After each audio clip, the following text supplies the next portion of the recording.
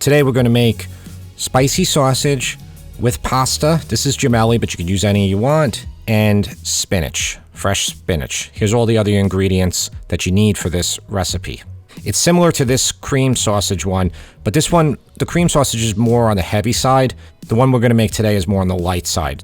That's the disparity between them. You have spicy sausage, spinach, pasta, basil, tomato paste, and plum tomatoes.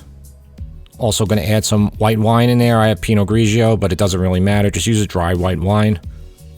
So pretty low heat here, medium low heat. Quarter cup of olive oil. Just coat the bottom and get your garlic in, and you want to get it lightly golden to impart some good flavor. Then remove the garlic. You don't need it after that point. I'm going to add the sausage in.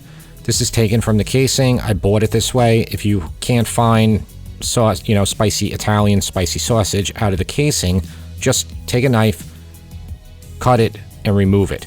Then with your back of your spoon, like I'm doing here, just really, really try to break it up as best you can.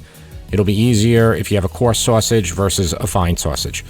So this is Calabrese spicy sauce. It's very spicy. It's probably about a 10,000 on the Scoville unit. So be careful with it if you do decide to use it. I love it. So I'm adding about 1.5 teaspoons in here. And I'm going to mix it all around. I'm going to let that really spicy sauce coat the sausage. And then I got my wine, half cup of dry white wine. And just hit it up. And you can raise the heat right now because we want to cook this wine out, maybe reduce by half, but nothing has to be specific here. Nothing has to be exact. You'll be fine either way. But we're going to cook it out a little bit. I'm going to let it reduce. And then when we're good with that, after about 2 or 3 minutes, going to lower the heat. And going to add the tomato paste in. So about 3 ounces of tomato paste. You can add a little bit more, you can add a little bit less.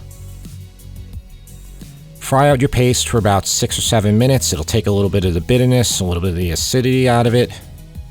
Paste should always be cooked for about that long, if not longer. Fry it up. Then, I had plum tomatoes, but then I just switched to crushed. And crushed are fine too for this dish. I've done it many times both ways. It'll be good, trust me. So mix it around. It's very thick right now from that paste and from that fairly thick sauce. So I'm going to add some water in here just to thin it a bit. And that's fine. So put the cover on, let it cook for a little bit. Remove the cover. If I'm happy with the consistency of it, that's good. If it's still too thick, you can add a bit more water. If it's too thin, you could cook it out for a few more minutes. It's that simple. But now we have a lot of sauce. So I'm going to remove some from the pan because this will be a little bit too much to dress pasta with.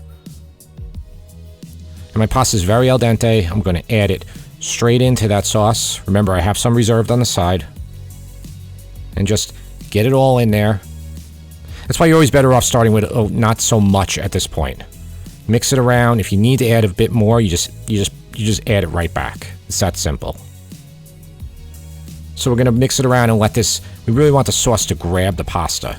And because it's very al dente, we have a couple minutes where we don't have to worry about our pasta being overcooked. And I finish pasta like this quite often. So here's the spinach. I'm going to put it right back in. And all you have to do is just kind of take that hot pasta and get it on top of the spinach, and it's going to wilt it right away. And it'll be great like that.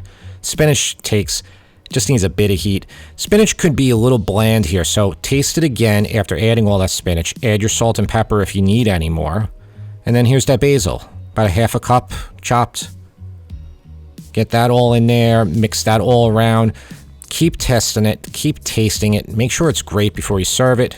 I really love this one, but I also love the cream sauce one. And the cream sauce one uses heavy cream, and it's pappardelle. It's more on the heavy side.